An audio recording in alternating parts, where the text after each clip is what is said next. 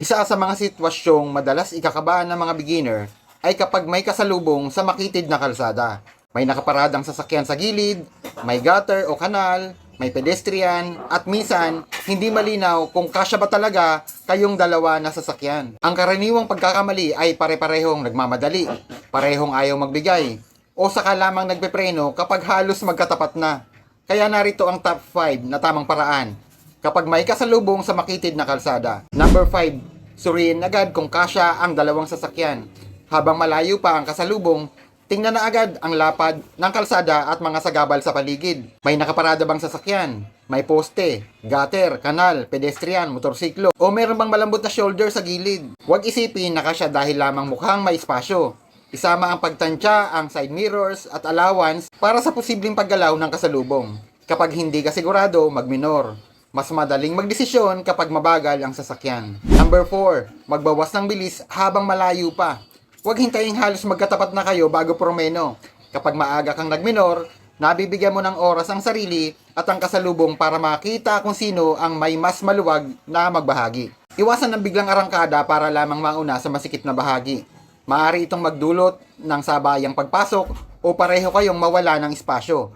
Ang mahinang bilis ay magbibigay ng mas malaking pagkakataong maitama ang pwesto. Number 3, pumwesto sa gilid nang hindi sumasagad. Magbigay ng sapat na espasyo sa kasalubong. Pero, huwag ilagay sa panganib ang sariling sasakyan. Bantayan ang gutter, kanal, bato, poste, nakaparadang sasakyan at sa side mirror mo. Kapag masyado kang nakatutok sa kasalubong, maaring hindi mo mapansin na sumasayad ka na pala sa gilid. Gamitin ang lane edge, hood reference at side mirror bilang gabay. Pero huwag titingnan ng salamin ng matagal. Salitan ng tingin sa harapan, gilid at kasalubong. Number 2, magbigay daan kapag yun ang ligtas. Hindi kabawasan sa pagiging mahusay na driver ang paghinto at umatras. Kung may mas maluwag na bahagi sa likuran mo at wala kang pwedeng puntahan sa kasalubong, maaring mas praktikal na ikaw muna ang umatras. Obserbahan kung sino ang mas malapit sa passing space. Isaalang-alang din kung sino ang madaling makakakilos nang hindi nanganganib. Huwag gawing labanan ng ego ang makitid na daan. Ang tamang desisyon ay kung alin ang mas ligtas at mas madaling gawin. At ang number 1, dumaan ng mabagal, diretso at tuloy-tuloy. Kapag malinaw ng kasya, huwag biglang bumilis.